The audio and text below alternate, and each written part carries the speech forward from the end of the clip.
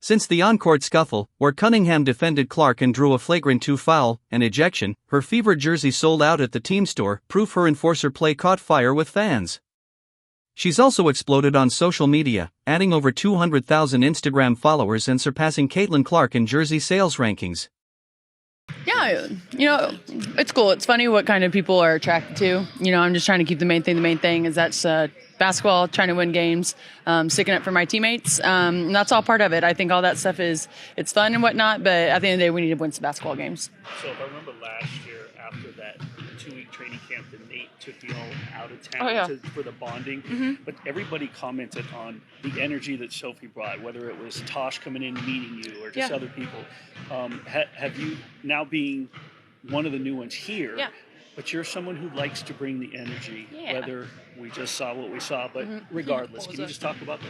I think that's just who I am. It's my personality. I'm the glue to it. We kind of have a weird age gap. We have some oldies on the team. We have some young bucks, and I'm kind of the tweener is what they call me. And so it's just trying to make everyone match and make sure we're all just having good vibes, right? The seasons has a bunch of highs and lows, and so just trying to keep a level head on everyone. But I also think that we get to play basketball for a living, and that's super fun. So sometimes you just need a good perspective of like, hey, we're in the grind right now, and it feels hard, but at the end of the day, we get to dribble a ball for a living, so we got to be grateful for that. What's it going to take for you guys to get on a roll here and get some wins together? You know what? I think we just shot ourselves in the foot. I thought we played pretty good in the first half out in San Fran, and then we just empty offensive possessions. We were sloppy defensively. They just outworked us, and that is something that we don't want that in our DNA. And so I think you're going to see some spunk from us. Today was a little quiet, but I think we were just dialed in, right? We have a fun group, we have a goofy group, but sometimes you kind of need to get pissed off a little bit and dial in. I think that's what you saw today. When you look at the league, though, outside of New York and Minnesota, there have been some shocking losses. I mean, Atlanta lost to Washington. Vegas loses last night.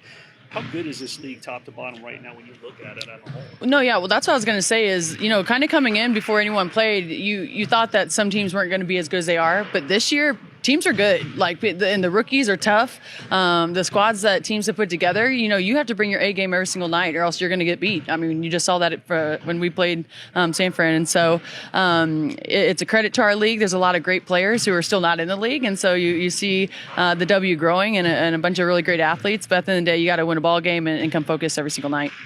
You played in front of your packed house a few nights back. The other night, the energy in San Francisco. Tomorrow, you're on the Las Vegas Strip. What can the Las Vegas expect from Sophie? Oh, you know what? I'm just going to be me. I don't go in there trying to predetermine anything. I'm dialed in. I need to focus on hitting my shots, making sure I'm executing the schemes right. I'm not focused on the extracurricular activities. And you know what?